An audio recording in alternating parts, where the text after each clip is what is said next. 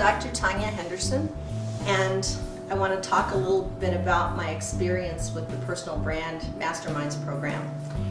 I am an author, speaker, teacher, and my main focus in life is to help people observe certain patterns in human interaction that I found through my doctoral research, and then make ethical choices and good, positive, generative choices for themselves and their organizations based on that insight.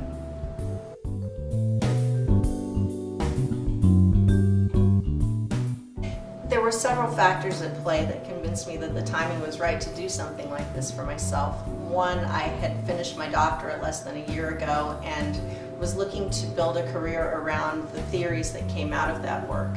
And two, I had changed my name and done most of my publications under my former name.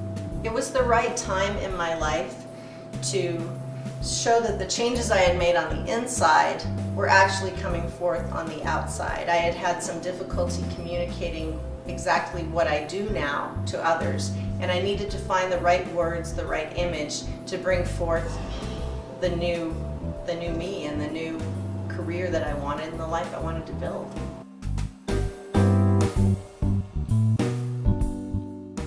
There were several things I really liked.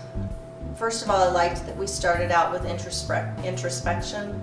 I had done a lot of inside work through my doctoral program and through some personal life changes, but actually communicating that and articulating it in a short, concise way was very important because it helped me solidify exactly how I wanted to show up.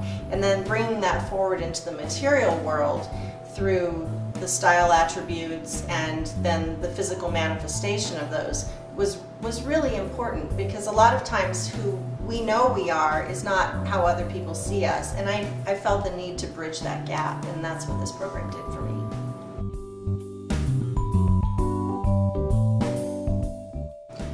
My brand mantra is very simple. It's astute, authentic, answerable. Astute was the word that best articulated sort of a combination of wisdom, great situational awareness, and the pattern recognition that came from my own theory work in my doctoral dissertation. Authentic has to do with knowing who you are and acting in accordance with that. Yoga teachers sometimes talk about finding your dharma, which is your purpose and your role in the universe. And I'm at a place in my life where I know what that is. And so now I try to act in accordance with that always, and that eliminates cognitive dissonance for me. And answerability ethics are a little different from traditional views that are either consequentialist or strictly principle-based, in that Bakhtin says every act has a two-sided answerability, one for the actual content of the act, and I extend that to be its outcomes as well, and two, for its intent. So answerability was a really important concept for me coming out of my doctoral work, and then I built that into my mantra.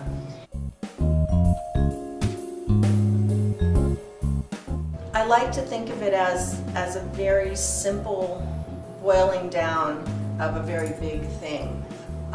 One of the disappointing things of my doctoral journey was that I did this big long book and it was like almost 300 pages, and it all boiled down to some very simple truths. And at first that was really disappointing to me, and then I understood that when you can boil it down to a simple truth, there's a certain validity in that. And I think my mantra is exactly that for my life's purpose and how I want to show up to others. I've got all this big iceberg, but the tip of it is really sufficient, and that's what the mantra does.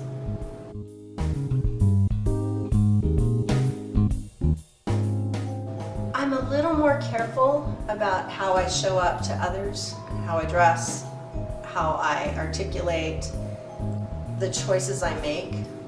Very careful about alignment with my life's purpose now. Big choices and small choices. Do I take this job? Do I accept this client? How do I dress today? What color am I going to wear? All these little things can have big impacts, and that's something that when you put the whole picture together, it really helps to have that sense of alignment.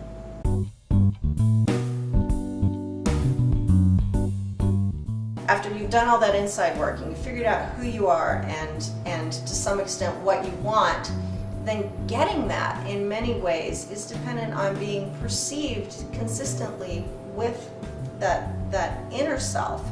And so I would say that it's very much about uniting the authentic self, to use the words of the German philosopher Heidegger, unifying the authentic self with what he would call the they self, which is how the rest of the world sees us.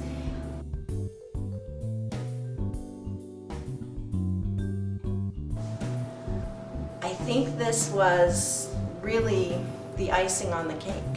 Now that I've been through this process, I'm very confident in showing up as who I am, and so I'm not worried about and thinking about, did I dress appropriately? Is my hair right? Are they gonna see me the way I want to be seen? Because I've cultivated physical manifestations of the inner self, and I think that's really important. It's a confidence, it's a comfort, it's an ease, and you know, there's nothing that turns people off more than trying too hard. And when you don't have that comfort and that ease and that consistency, then you end up trying too hard. So I think this is sort of my armor against trying too hard.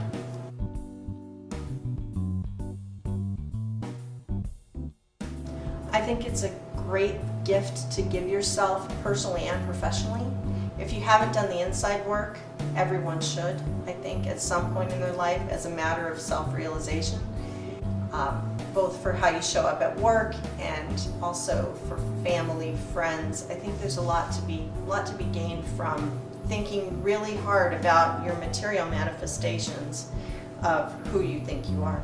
A lot of good things have happened since we started this.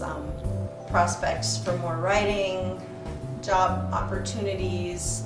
I think in many ways, when we stop trying too hard and we stop spinning our wheels and just worry about getting everything in alignment, it can bring a lot of things together in life, and that's sort of the unspoken side benefit, which is really quite big.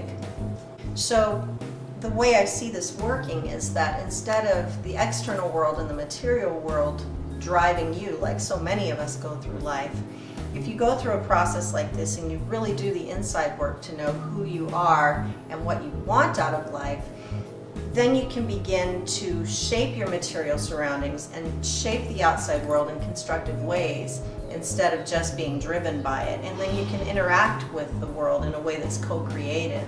And then you're kind of the CEO of your life.